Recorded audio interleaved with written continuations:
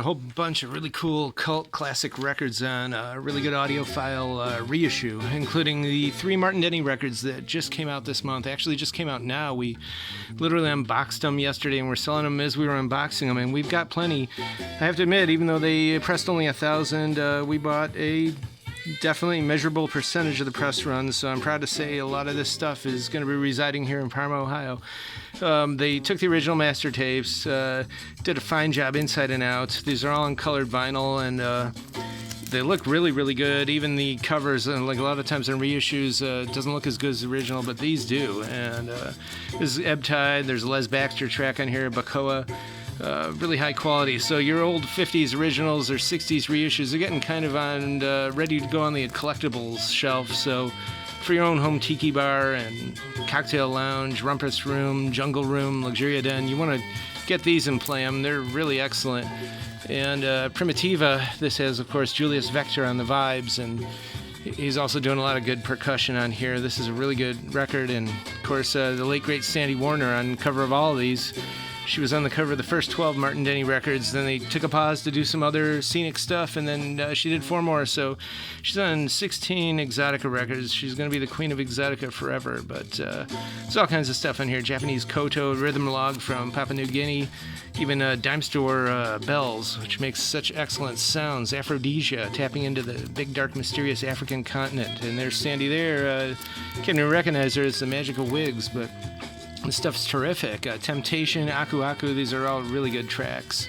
Highly recommended. And the David Lynch 1984 Dune. Scott Brian Eno, and of course we're enormous fans. And Roger Eno and Toto. And we're going to have some big exciting Toto news coming up next week, I believe. Exorcist 2, the maestro, Ennio Morricone, going Hollywood. And this is a terrific record. Rolling Stone themselves say it's one of his weirdest, eeriest scores, and it definitely is. And again, this is pressed at RTI, maximum fidelity. These are definitely audiophile copies.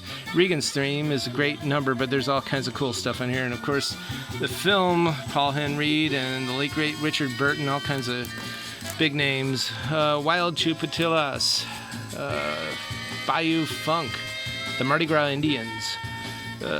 I know that all the Neville brothers and even nephews and cousins, etc., are all on here, and Big Chief Jolly, aka George Landry.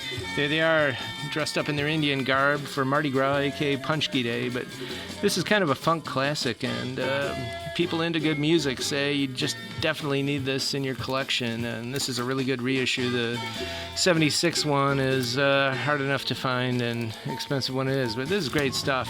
Also from that same locale down there in the bayou, Dr. John the Night Tripper, gris-gris. He's wearing one right now. Who knows what's approaching him there, what he's encountering, but he speaks it all out on this record. And when the stars are just right and the nights lined up, that fog in the background seems to move when you listen to this stuff.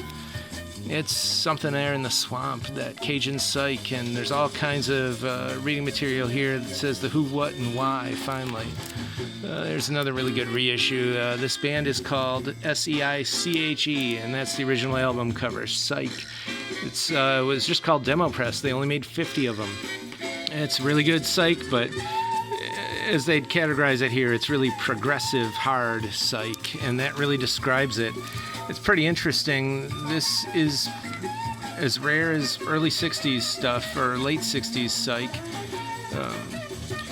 The last copy of the original press sold for about $4,000, I believe, plus insured couriers. So you know it's a weird, crazy collectible. And I'd kind of describe it almost as you take Sonic Youth from Daydream Nation era and you tell them, okay guys, you're going to do these original prog tracks, but this other guitarist is going to sit in with you. His name's Slash.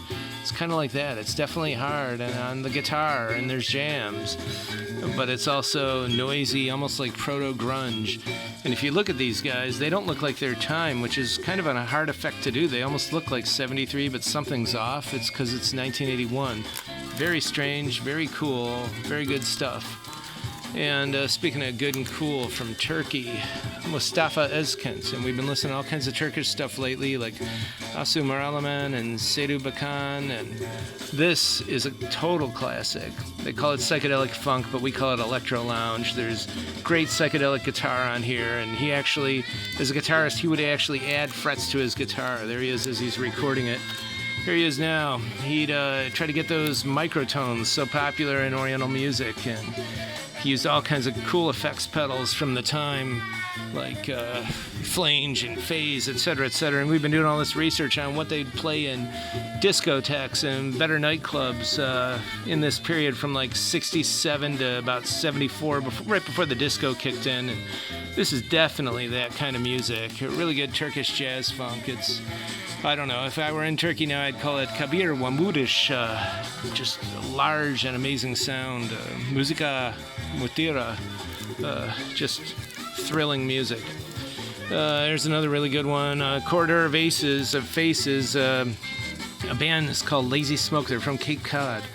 And this is considered, I believe, one of the rarest psych records ever. I don't know how many they made. It was like, again, almost like a demo, although it wasn't. It was actually on a label, Onyx. They're from Massachusetts. They put a lot of cool Cape Cod 60s bands like the UFOs and the Friends of Eros, and most of them only just put out a 45. But these guys actually had a record, and pretty weird stuff. It's pretty cool. The lead singer, he sounds uncannily like John Lennon from like Rubber Soul era. And but it's definitely real garagey, kind of like I don't know, Syd Barrett era Pink Floyd. If you're into that, you definitely like this. Proto Garage. Just looking at the track listing here, and this is arranged in almost a prose poem, better than anything you'd see in the academic literary journals. But Sarah Saturday, Come With the Day, Jackie-Marie, Salty People, those are all their track names. Pretty terrific. And Pat Costa engineered this, and if you want to know where he's coming from, years ago he had a site. It was called Paisley Haze, which is exactly that Massachusetts 60s psychedelic sound. That just describes it. And he did Jeannie Conroy's records, lounge singer, who then went down to Captiva Island, and we contacted her a few years ago just to say, you know, we love her stuff. And we also got this, Lazy Smoke's Corridor of Faces demos. So these are like 12 Lazy Smoke tracks that are demos, and then 2 demos by this band that was before Lazy Smoke. That's them there, the Roadrunners. And it's basically Lazy Smoke plus this guy. And pretty interesting, pretty cool. None of this stuff was ever on vinyl, and this was a limited edition of 500 copies.